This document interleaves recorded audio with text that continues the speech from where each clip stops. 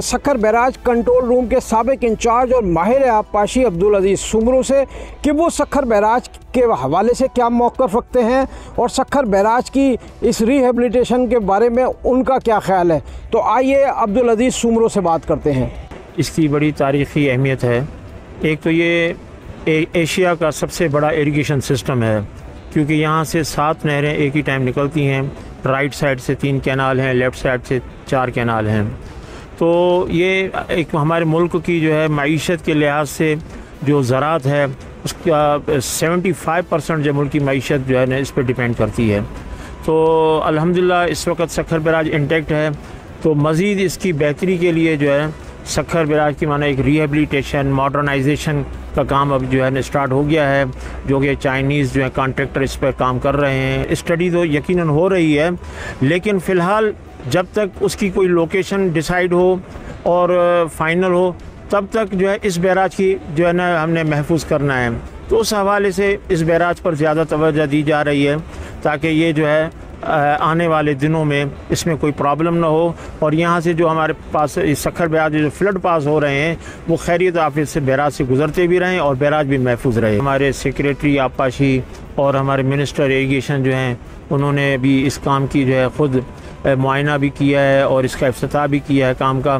तो पहले मरहले में जो है सक्खर बैराज के 16 गेट जो हैं वो अल्हम्दुलिल्लाह मुकम्मल हो गए हैं और ऑपरेशनल हो गए हैं। और सेकंड फ़ेज़ में अब मज़ीद जो है इसके गेट जो हैं वो तकरीबन जो है 28 गेट जो हैं वो चेंज होंगे। तो और इंशाल्लाह वो भी जो है जल्द से जल्द जो है काम 1 साल के अंदर मुकम्मल करना है।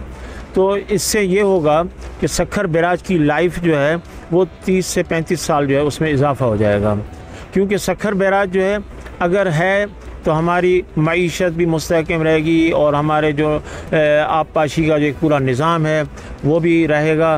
क्योंकि आपको मालूम है कि सक्खर बैराज से जो 7 नहरें निकलती हैं इससे तकरीबन 80 लाख से ज़ायद एकड़ जो एराज़ी है वो आबादी होती है। तो लोगों की जो है रोज़गार का, ज़िंदगी का जो है ज़्यादातर हिस्सा जो है इसी बैराज पर डिपेंड करता है।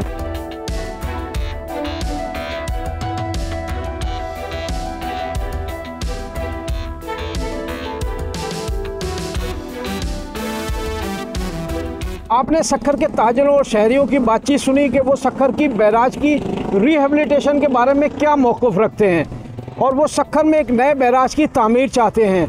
आइए जो सक्खर बैराज की रिहेबिलिटेशन हो रही है उसके हवाले से सूबाई वज़ीर आबपाशी जाम खान शोरो का मौक़िफ़ जानते हैं कि वो इस बारे में क्या कहते हैं। आइए।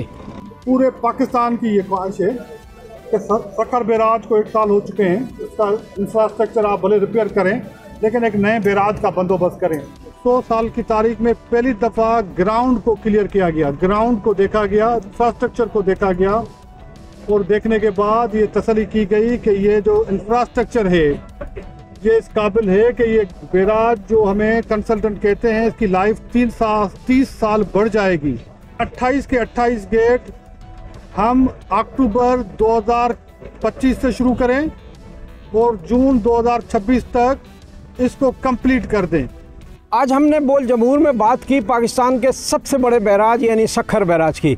सक्खर बैराज की रिहेबिलिटेशन का काम जारी है और उससे बैराज की उम्र बढ़ती हुई नज़र आ रही है, लेकिन उसके बावजूद ये बात अपनी जगह तय है कि सक्खर में एक नए बैराज की ज़रूरत है, दरियाए सिंध पर एक नए बैराज की ज़रूरत है ताकि आइंदा आने वाली नस्लों के लिए ये बैराज मुफीद साबित हो। क्योंकि पाकिस्तान एक ज़राई मुल्क है और सक्खर बैराज ज़राअत में रीढ़ की हड्डी की हैसियत रखता है, इसलिए यहाँ दरियाए सिंध पर एक नया बैराज बनना ज़रूरी है। इस बैराज की उम्र तो बढ़ गई है लेकिन हमें एक नए बैराज की ज़रूरत है।